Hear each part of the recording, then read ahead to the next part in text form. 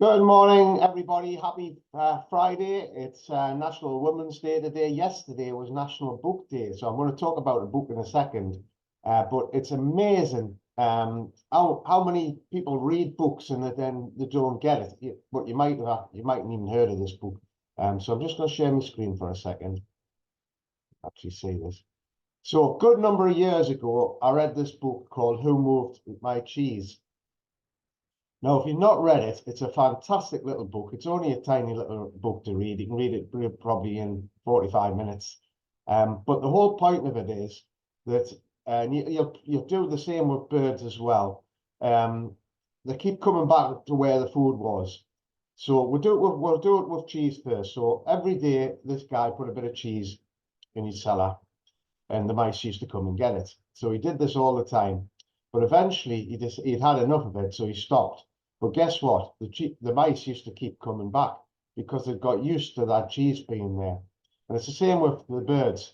If you feed birds all the time and then you stop, they'll keep coming back because they think that food's going to be there all the time. But things change. And it's amazing how many people just don't get this, that things are changing and you've got to learn to change. So I'm just going to stop sharing my screen in a second.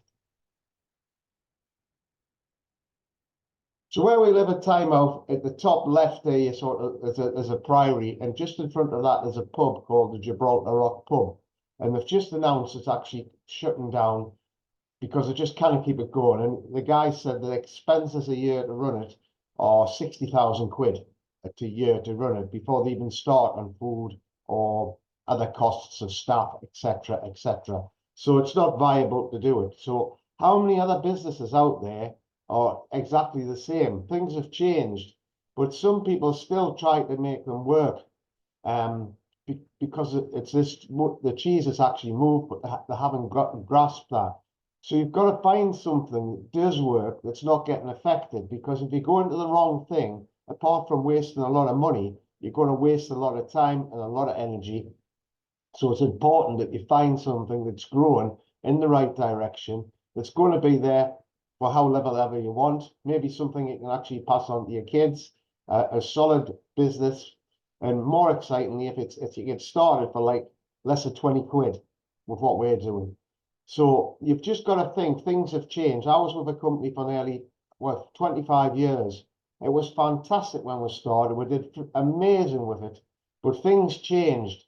And when you're in it, sometimes you can't notice them things changing. And the big downfall with what happened with ours, we used to sell lots of gadgets and things that people loved. It was absolutely fantastic. And then along came the pound shops. So we were selling the product for a tenner, and you can get it in the pound shop for a quid.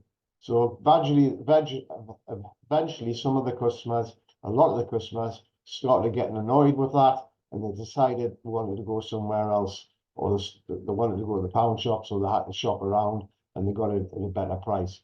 So it's in a world where people are looking for a deal. They're looking to get something at a better price. That's what we can do. We can offers up to 70%.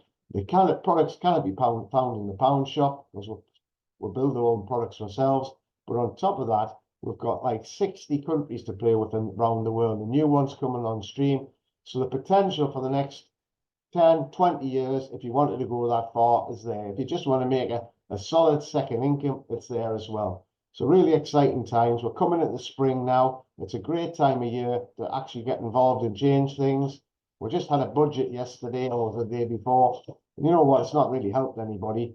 And you kind of go to your boss and say, look, I need some help with this because my gas has gone up, my electric's gone up, my council tax has gone up, my water rates has gone up, everything's gone up.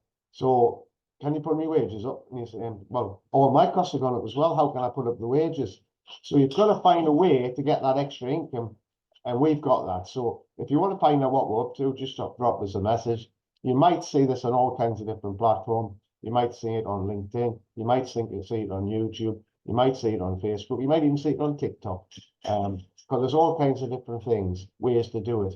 And if you've just a tip, if you've been doing the business one way, say on Facebook, you know, Facebook changes as well. And if you're not getting the results that you were on Facebook, there's other ways you can actually do it to get the results. So Don't stick your head in the sand and think, well, this worked 20 years ago. It's not going to work. Still got to work now. Give you an example of that. I used to run an advert in a newspaper, and it used to produce 60 to 70 to 80 leads a week sometimes. And then over 5 or 6 years, that went down to about 2 or 3. So anyway, if you've got any questions, drop us a message. Have a fantastic week.